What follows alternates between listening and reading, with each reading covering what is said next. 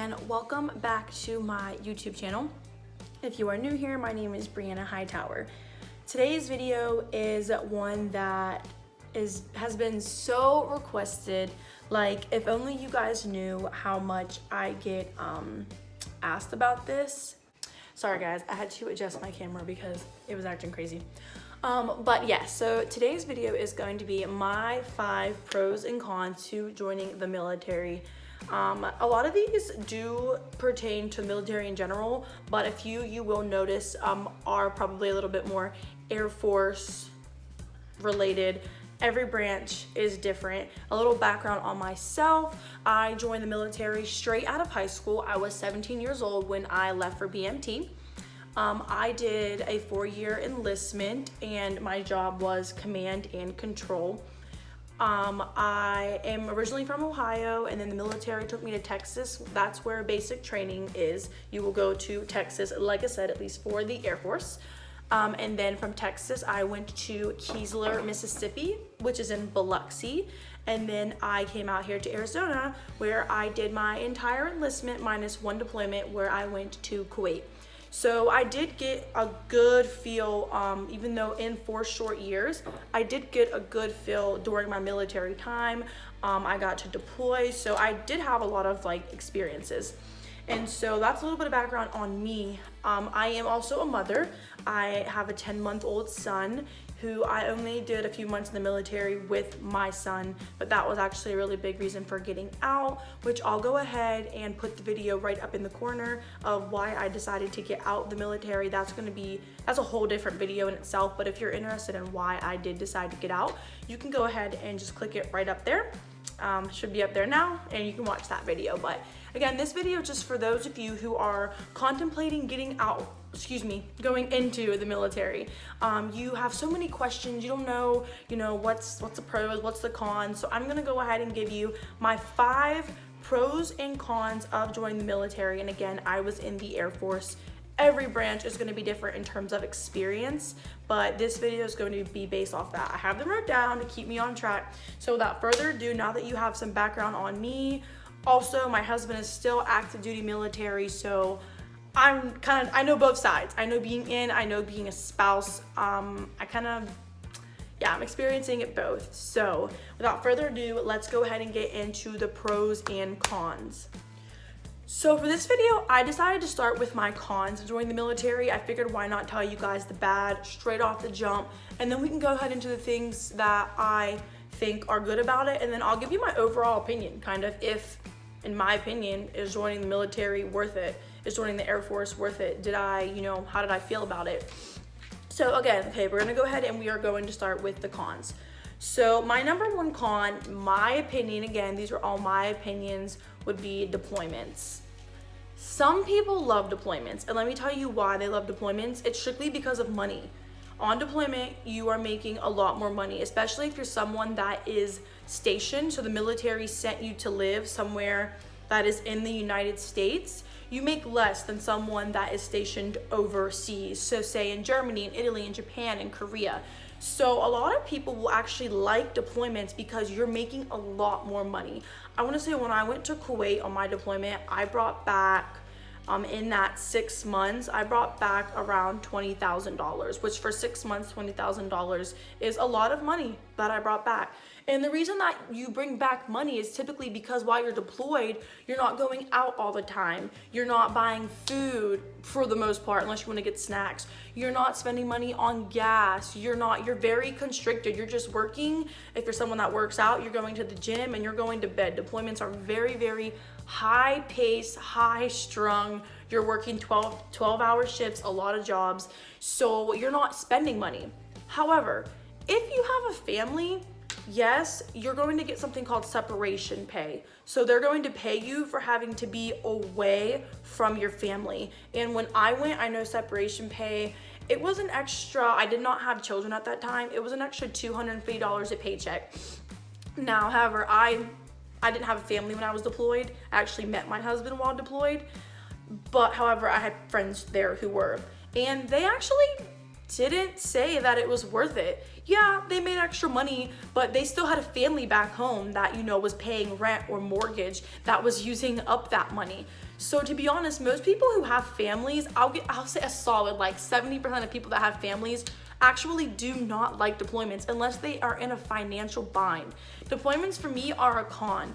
You're leaving your kids for the Air Force. Deployments are 6 to 7 months long, depending on your career field, because my husband, he is a cop in the military and he has special like cabs. So if he deploys, he could very well be gone for much longer than 6 to 7 months. A lot of other branches deploy for a year, 9 months. And I mean, if you have a family, you're away from them. Deployments aren't something where you can just come home.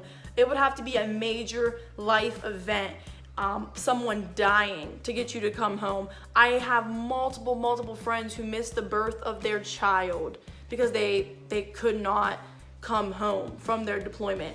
And I mean, I know I can count on 2 hands personally people who have missed the birth of their child or who had a child and their husband was deployed.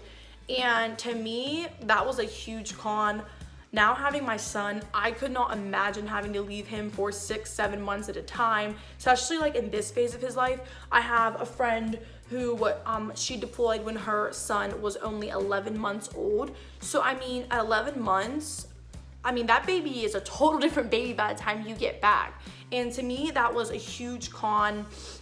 Again, to some people that might be a pro, you will get extra money. But if you are someone with a family, I really want you to think about the fact that if you are in the military, there is a like 85% it's a huge chance that sometime that you're serving, especially if you do more than one enlistment. I do know a good bit of people who did 4 to 6 years like me and did not deploy. But again, that is very dependent upon your career field. My husband being a cop, and then me, actually my job, we deployed a lot. At the base that I was at in Arizona, that was one of the only bases that I would not be deploying like on a regular, continuous like 1.5-year cycle. So I was very blessed to get this base. But and I still deployed one time. But if I would have been at most other bases in my career field, I would have been deploying on a 1.5-year cycle, leaving every 1.5 years. And my husband, that's where he is at now. So that would be my first, is deployments is my first con of joining the military. Now, my second con is going to be limitations of freedom. What I mean when I say limitations of freedom is, so the military owns you. Like, they straight up own you. If you do anything to yourself, you have to tell them. So I mean, you can get like tattoos to a limit. You can't have them on certain parts of you. Piercings to a limit. You can't wear a lot of piercings in uniform, to be honest. They're very, very strict. Even earring size, very strict on the size of earring you can have. Your nails, these, I could never get these. Your nails have to be complementary to your skin tone. These are things that have to do with women, but even for men, your limitations of freedom, and especially for women, and I'm sorry guys, but women of color, I could go on about how I feel about being a woman, and especially a woman of color in the military. That's a whole different video for a whole different day, because in my opinion, things are so biased. But again, don't get me started on that. But they own you, you know. You can't, when I was pregnant, the first thing I did was I told my husband, and then I told the Air Force, because you have to. They have to know what's going on with you at all times. They have limitations on where you can travel, on what you can do outside of work.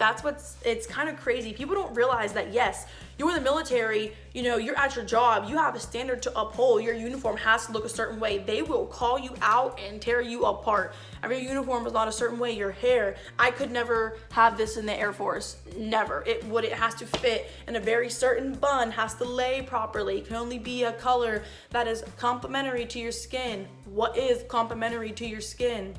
Everyone is different. It is just so up and down. Like I said, where you can travel, they have limitations on that.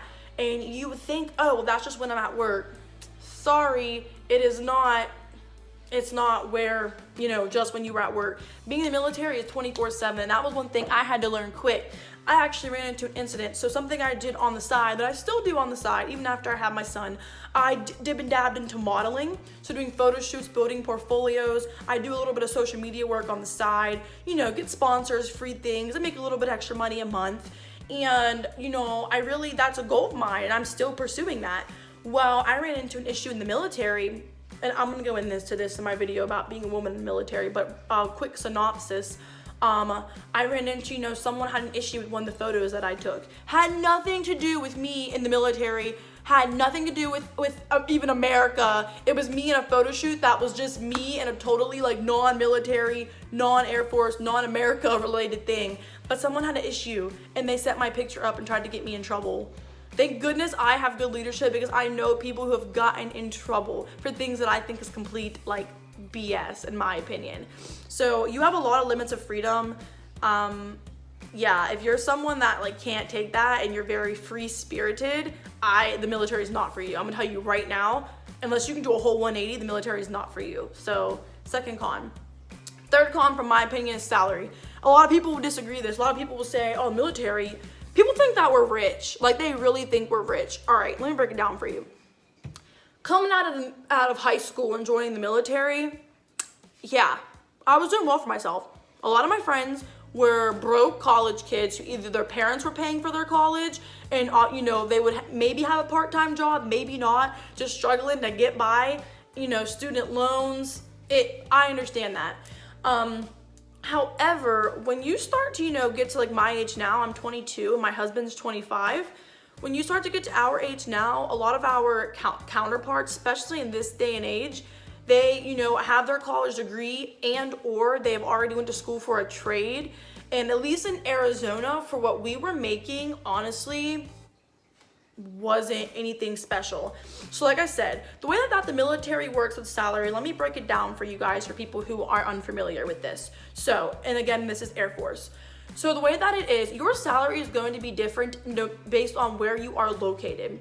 So, and it also goes off of your current rank, so like your status, where you are in the ranks of the military, and that can change depending on what you come in with. For instance, I came in with no school, no college. That's what I mean by school, no college. So when I came in as a complete, it's called Airman Basic. I had no stripes, which that signifies our rank. So for enlisted military is here. I had no stripes. I was making $565 a paycheck, so $565 every 2 weeks. But mind you, I lived on base, so I didn't have to pay rent or mortgage, and also I was allowed to eat in what we call the dining facility. So that's basically like, it's a dining facility where you go and you can eat. Depending on where you are, the food can be trash. Mine was okay. In Mississippi, I gained almost 40 pounds in 6 months. So I can tell you how the food was there. I gained so much weight. Arizona's was okay. But mind you, I made $565 every 2 weeks. I had a car. So, if you're smart, I went and bought a used car, and I think my payment was only like $100 a month. Like it was very extremely cheap. If I had what I had now, my payment would be $385 a month. There's almost my whole paycheck there. You have to pay if you want Wi-Fi or anything like that for your living area. They assign you. You're gonna be paying for that. And if you are someone that you want to go out and buy your own groceries, I have friends who were vegan and vegetarian. They had to fight for the military to give them extra money to go and get groceries, because the dining facility was not, giving them what they needed. However, if you come in and you are married or you have a child, they're not going to make you live on base. They're going to let you go to wherever you're living and buy or rent a house. They're going to pay you more. I'm going to give you guys my example for me living in Arizona. When I married my husband, at that time we did not have a child. When I married my husband, we were active duties, so I'll talk about myself, but my husband is as well. Our paychecks went up, and that's why a lot of people in the military, sometimes they shouldn't, because the military has like the highest divorce rate, and I understand why. The shit's not fucking easy. It is not easy being military to military. You are gone from each other all the time. It's a really freaking hard life. So before I say this, I'm gonna tell you now, don't get the idea that you can just go and marry another military member and shit's gonna be sweet, because I'm telling you, it's not easy. That's why the divorce rate is so high. I have so many friends who have been divorced like once, if not twice. But yeah, so both our paycheck went up. So at that time, we were both what's called an A1C, so we had 2 stripes. So we went from no stripes to 2 stripes. And I wanna say my paycheck at that time was about $780 every 2 weeks. When I got married, they said, okay, we're not going to force you to live on the military installation, on base anymore. You can go out. So they're going to pay you what they think will cover your rent or your mortgage. So my paycheck jumped up to $1,100, almost $1,200 every 2 weeks. Now, again, I live in Arizona. This is going to change no matter where you live. I have a friend that is an A1C, so same rank as me, 2 stripes. She lives in Oklahoma. Her paycheck was still about $800 every 2 weeks. Mine was almost $1,200.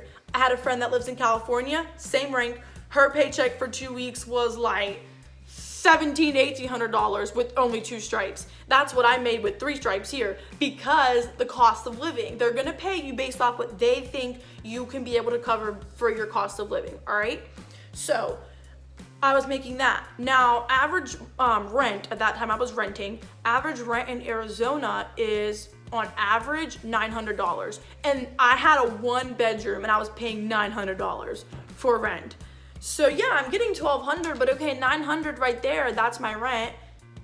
I bought a new car because my used car broke down on me after like 2 years. So I was like, well, let me get something that's gonna last me. So $380 car payment, and I didn't get anything crazy. I got a Honda Civic, y'all, like nothing crazy.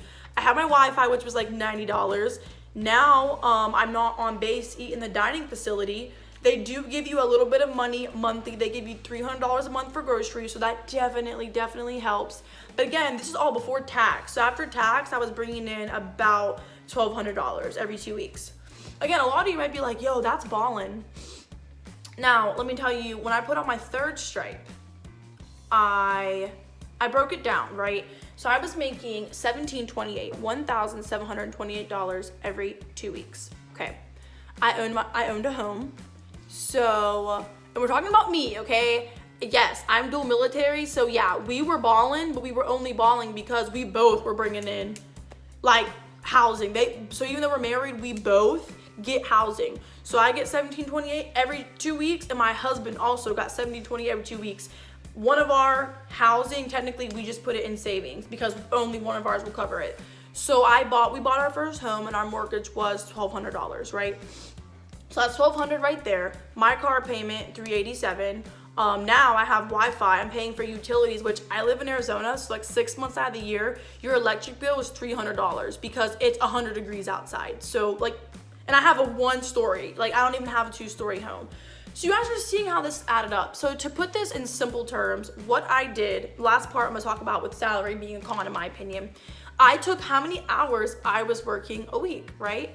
Again, this is just how many hours I'm technically working a week. In the military, you have to go for physical training. You have to stay after. There's additional duties. So like I was a unit fitness like trainer. So I would stay after work to help people who were failing the physical training standards to get better at it. Again, yes, these are decisions that I made, but I made them because if you don't do these things, like you're not gonna get promoted easily, you're not gonna get awarded, and things like that result in getting rated better, which results in you getting more stripes and more money. So the military looks down on people who don't do extracurricular activities, right?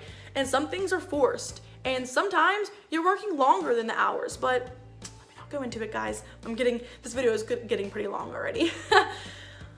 So yeah, so I made $1,728.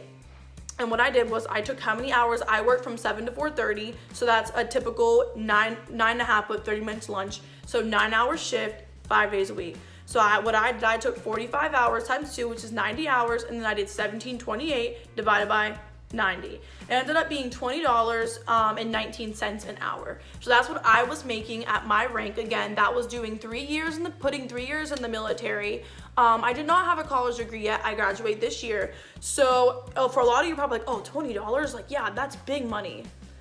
But like I said, in Arizona, you have to think of where you live. If anyone's from Arizona and you know, $20 is like, you know, you're making good money. I'm not paying for healthcare and stuff, so you're making good money.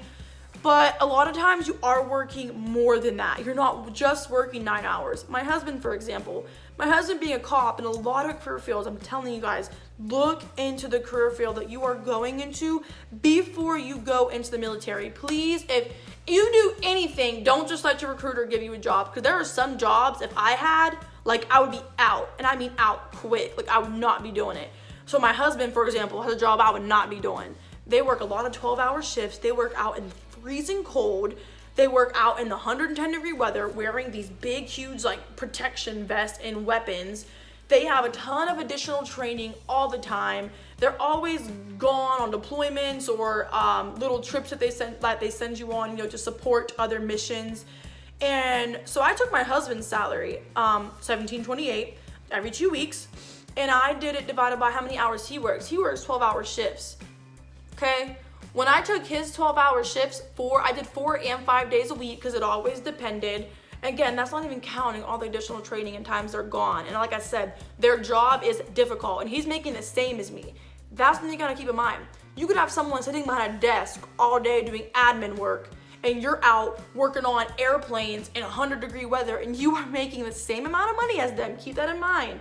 Same amount of money as them. It came out to my husband making $14 an hour. $14 an hour for everything that he is doing. Minimum wage in Arizona is $11.50. You're telling me that my husband only deserved like $3 more than minimum wage for everything he was doing? No. I'll end salary on there. That's a con for me. I make way more now that I'm out of the military. And again, I do not have my degree yet. And I make about, I won't talk about my salary, but I make like $25,000 more a year than what I did while in. So just think about this. Things to think about. So, I put unstable work and life balance. That goes into what I just said. You know, you have a lot of times where, like, so a regular job like me right now, when I hit my 40 hours a week, I'm personally not paid overtime. So some people are, so, you know, you can work and at least you're getting paid for it. In the military, you can work all the overtime you want and your paycheck is staying exactly the same. You can get called in whenever. My husband has gotten called in at 3 o'clock in the morning before. I've gotten called in at 3:30 in the morning before. I had the stomach flu one time, guys, and I got called in at 3:30 in the morning, and I had to go with the stomach flu for a drug test. I couldn't even barely pee in the cup. I'm shitting, I'm throwing up. I told the woman, I might shit right now. I had the stomach flu. I had to go, y'all. So you don't have a stable work-life balance. Like, you're 24/7 in the military. So that is, for me personally, a con. And the last con, in my opinion, is unrealistic outside standards. So again, this is just Air Force. I will say some branches, they're not as babied. I feel like some people in the Air Force are literally, they're gonna hit a brick wall when they go to get out. I mean, they are so like, because the military, it's such a strict structure that people just like do, and they tell you when to do everything. If you're like me and you're extremely motivated, you'll crush the military because it's easy, guys. It's easy. Do what they tell you and do it a little bit better, and you're gonna be at the top. Because most people are doing the bare minimum to get the paycheck and get the benefits and get on by. And I know so many people that when they get out, it's like they hit a brick wall because they're civilian, they're not gonna baby you. Like, you gotta do this on your own. And so for me, that's a con. I feel like it sets some people up for me, the military set me up for success. And that's in my pros. Like, but I'm an extremely motivated person, naturally. I've always been that way. And if you're like that, then you'll breeze on through and you get out, you will, and now you got veteran beside your name, you're gonna be like me, you gonna breeze, you can get a good job, especially when I get my degree, you gonna come out making like, you on your way to, but yeah, sorry guys, something fell over in my house and I was like, oh, okay. So that is the cons, guys. Those are my cons about the military. Here are my pros. My pros are good. And I'll make them a little bit quicker because they're straight to the point. Pros for me are travel. If you're someone that wants to travel and travel for free, because the military is gonna send you to all different kinds of places. I love Arizona. I am so glad the military brought me here. That's why I got out, because I wanna stay here. My husband wants to stay here. We absolutely love it. And at first, I was not happy about coming to Arizona. I was like, what? I'm from Ohio. Like, I don't know about Arizona, but the West Coast, baby, was made for me. Like, I don't want to leave. This is where I want to stay. Loved Arizona. I had a good time in Kuwait. Kuwait was rough for me, a lot of reasons, but I enjoyed getting to deploy and see a part of the world and how people are living over there that I probably never would have got to see. And a lot of people, you know, you go overseas. Once you're overseas, travel over there is extremely cheap, and they send you over there for free. So travel was a big pro for me. College, huge. That should have been my number one. Your college is paid for. I highly recommend, if you are someone that doesn't know how you're gonna pay for college, and you know, you wanna go to a good school, and yes, there are scholarships, but if you're someone that A, doesn't wanna take the time to apply for all of them, or maybe just, you know, you didn't get enough scholarships, you don't know how you're gonna pay for college, join the military. I'm telling you, just do 4 years. Just do 4 years. It is so worth it to have all your school paid for. They're gonna pay for it while you're in. You will have to go to your school. It's not super crazy because they're gonna give you $4,500 for a year. For me, that was plenty. I went to like a community college that was in my area, and I was good. You can get that raised, but it's paperwork. You have to go through it. So that's while you're in. Now that I'm out, I don't have the cap's huge. The cap is like $80,000, and you can even get that raised for specialty schools. Like if you want to become a physical therapist, a doctor, it's just you have to submit paperwork. But right now, like, I'm still pursuing my degree, and I have 3 years of benefits, and it's not 3 consecutive years. It's 3 years of me actively being in school, and I have all that time to. They're gonna pay for my college. Right now, I graduate this year, and then I'm gonna roll right into my master's program and knock it all out, and you have 3 years. Not only are they paying for your college, while you are a full-time student, and this is when you get out of the military, while you're in, they're just paying for your college, right? They're paying, you're paying for your books. Sometimes they'll pay for your books, but I had to pay for all my books. Now that I'm out, I get $300 a semester for books. Y'all, you can rent books. Keep that in mind. I get $300 a semester for books, and you are going to get whatever the housing allowance. Remember we talked about housing allowance earlier, what they give you for your mortgage or rent. You're gonna get whatever the housing allowance is for the rank of E5, which is a staff sergeant. When you get out, you're gonna get that amount of money. If you're a full-time student, which I am, they're gonna give you whatever that amount is every month.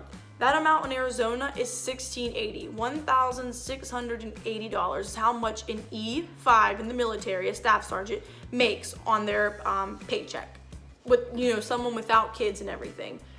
I am getting that every month. I'm getting a free $1,680 just for being a full-time student. Mind you, they're paying for my school with separate money. They're giving me $300 for books and $1,680 because I'm a veteran and I'm a full-time student, and some people that money is what they live off of. But if you're like me and you have a full-time job and a good one at that, and you're a full-time student, so you're getting $1,680 and $300. The $300 is only once a semester for books. The $1,680 is monthly as long as you're a full-time student. Y'all, this is adding up. This is adding up. Military education benefits, you can't beat them. You really can't beat them. The VA home loan, which is such an underrated benefit. The VA home loan is that basically it allows you to buy a home. Right now there is a cap, and the cap is, my realtor just told me, I think it's $520,000. So you can buy a home for up to $520,000, which the cap is going away because President Trump, it passed to get rid of it, and it's already like all the way through Congress, Senate, it's going to go away. So you can buy a house for whatever. And the VA will give you a home loan. Now you do have to have the credit to approve. You know, your credit has to be good. I want to say you have to have above like a 620 to get approved, which, you know, you should have above a 620, y'all. Let's go. Get your money finances together. And with that, they will allow you to buy a home with no down payment. Guys, that's huge. I wouldn't have my house right now if I didn't have a VA home loan. I bought my house at 20 years old, guys. My husband was 23. There's not a lot of 20 and 23-year-old homeowners. Like, there's really not. I mean, think about it. And like I said, our house was $205,000, and we were able to buy that without any down payment. because of our VA home loan. It's like one of the only loans that does very hard to find loans that will do that. And it has some of the best interest rates. Very underrated benefit, is a huge pro for me. The fourth pro is going to be healthcare. You're not going to beat the military's healthcare. Cops and first responders have very good healthcare as well, but you're not going to beat the military's. We pay nothing, you guys. We pay nothing a month. When I had my son, I paid nothing. Every dental, I've had 2 eye surgeries. Every dental visit, every time I've had to go get an ultrasound for, anything wrong with me, any of my doctors. If I have a headache, I could just go, I get a headache, schedule me an appointment, free. Everything is free. You pay nothing a month. Now, the care, military doctors aren't that good. I'm gonna keep it real with y'all. I'm not gonna sugarcoat it. I'm sorry if you are a military doctor and you're watching this. A lot of you guys suck. The care is not that good and you have to kind of fight. They just want to give you Motrin to fix everything. I'm like, I'm having a migraine and vomiting. Motrin is not going to cut it for me, okay? Your right arm could be missing and they'd be like, that's my left arm. Your left arm could be missing. They'd be like, here's some Motrin, y'all. No, but however, it's free. It is free. You're not paying anything, and healthcare nowadays is so expensive. Even now, my husband is just in, and everything for me is free. I think for my dental, I have to pay $15 a visit. That's it. For my eyes, I think I pay $13 a visit, and that's it. My son's completely covered because he's a child and under my husband who is active duty still. So the healthcare is awesome, and you can't beat it. I'm just gonna keep it real with you guys. But like I said, the quality of care, but it's free. So, and my last pro is going to be that the military teaches you a trade. And again, this goes hand in hand with what I said earlier. Before you pick a job in the military, you need to research the hell out of that job. You need to find at least 5 people. I don't care how you find them. I don't care if you got to go on. Does anyone know anyone that does this job in the military? And for that specific branch. So for the Air Force, if you're going into security forces, which is my husband, that's a cop, security forces. You need to research the hell out of it, and then you need to find some people who are doing it right now or have done it, and you need to talk to them, because recruiters will lie to you. They will lie. I had a good recruiter and she kept it real, but my husband, no, so many people, no, their recruiter straight lied to them, straight lied. But they teach you a trade. I'll use my little sister for an example. She's a med tech. The military literally, basically, by the time that she is done, all she'll have to do is take the civilian, the nurse's test. But she's a certified EMT. She's already basically a nurse. They teach you a trade. My husband right now, they taught him how to be a cop. He's sending resumes right now to local police agencies, and they're he knows how to be a cop already. They're teaching you a trade. I have a couple friends who are in the maintenance side of it, so they're working on jets. That's a job on the outside, making $80,000 to $100,000 a year. I mean, they are teaching you a trade. They're teaching you for free. You can get it. Not only can you get a degree in it, but they're just teaching you something on the outside. It's just a matter of going and getting a certification. And most of the time, people can get that certification extremely easy because they've been doing it for the amount of time that they were in the military. So that's my my last pro is they teach you a trade. So this video got kind of long, but without further ado, those are my 5 cons and my 5 pros to being in the military. Like I said, if you take one piece of advice from this video, from me, it is going to be to make sure that you do your research. Don't just let your recruiter push you through on a job because they want to take your time. Make sure you're going in for what you want to go into. I say if you're going in right out of high school especially, do it. Join. Just do the minimum. Do 4 years. I committed to 4 years. They're going to ask you, do you want to do 4 or 6? I did the minimum because I didn't know how I was going to like it. And if you're in that boat, do the minimum. Do 4 years. Come in. See how you like it. If you like it, you can continue to stay in. If you don't, 4 years, guys, it goes by so fast. My time in the service went by so fast. I can't even believe that I'm out already and that I'm done with that chapter of my life. So yeah, my final opinion, I say definitely go for it. Now, if you're someone that you have a means to pay for college, you already have your degree, and you're in something where you're making good money and there's room for growth, then it's up to you. Do you want to serve your country? I mean, if you want to serve and you want, because you know it does feel extremely good to serve. I'm so proud to say I serve this country. I truly am. If you want to serve, then do it. However, if you're already making good money, in my opinion, you know, you're not struggling, then do you want another degree? Like, you know what I mean? I don't know. I don't see the benefit. That's why I got out. I felt like I had a lot of potential to really get somewhere on the outside. And like I said, I have a whole video on why I got out, so you guys can watch that if you want. But all right, guys, so that was my 5 pros and cons of if I think you should join the military. Thank you so much. My phone died and I was so scared that that whole video deleted. Let me finish my outro, guys. Hot mess express over here. Thank you so much for watching this video. If you did, I really hope that this helped answer some questions for you guys. Please comment below if you have any questions at all. Like, I am here for you. I'm an open book if you guys can't tell. If you're new to my channel, you probably don't know that yet. But yeah, feel free to ask me any questions, and I'm gonna make this a little series, a 3 to 4 video series. So the next video is going to be my honest thoughts of being a woman in the military, and definitely a woman of color in the military. And so yeah, just stay tuned for the next little video segments that I'm doing. Again, thank you so much for watching this video, and I'll see you guys next time. Okay, bye.